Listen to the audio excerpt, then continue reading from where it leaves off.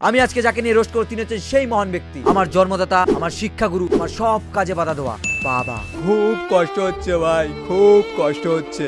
So hey guys, this is Bangla, welcome to my episode. কি চলছে পাড়ার খবর দাবো। বাবা পৃথিবীর একমাত্র মানুষ যিনি ঘরে ফ্যান বন্ধ করে দিয়ে বলে, আমাদের সময় ফ্যান এসি ছিল না রে, আমরা গাছের তলায় পড়াশোনা করেছি আর রাত হলে ল্যাম্প পোস্টের নিচে পড়াশোনা করেছি। আমার বাবার কাছে যদি আমি কিছু কেনার জন্য 500 টাকা চাইতে যাই, তাহলে বাবা 5 টাকা হাতে ধরিয়ে দিয়ে বলবে, এই নে 5 টাকা, এটা 500 টাকা সমান। 500 টাকা কি গাছের পাতা যে ঝাঁকি দিলেই পড়বে? বাবা আমি জানি আগে তুমি অনেক কষ্ট করেছো, কিন্তু এত কিপটে হলে কবে থেকে তুমি? ছি বাবা ছি, তুমি নিজের ছেলের উপরে এত কিপটামি করছো। বাবা এমন এক প্রজাতি 20 বছর আগের কষ্ট এখন আমাদের উপরে প্রতিশোধ নিয়ে এমআই শোধ করছে। প্রচুর কিপটে বাবা, তুমি প্রচুর কিপটে। বাবার মধ্যে ফ্যান যদি আমরা 5 মিনিট বেশি চালাই, তাহলে বিদ্যুৎ বিল এমন আসে মনে হয় আমরা কারখানা চালাই, অথচ তিনি আবার রাতভর টিভি চালিয়ে ঘুমায়। তার কাছে ডিসকভারি চ্যানেল যেন ঘুমের গান।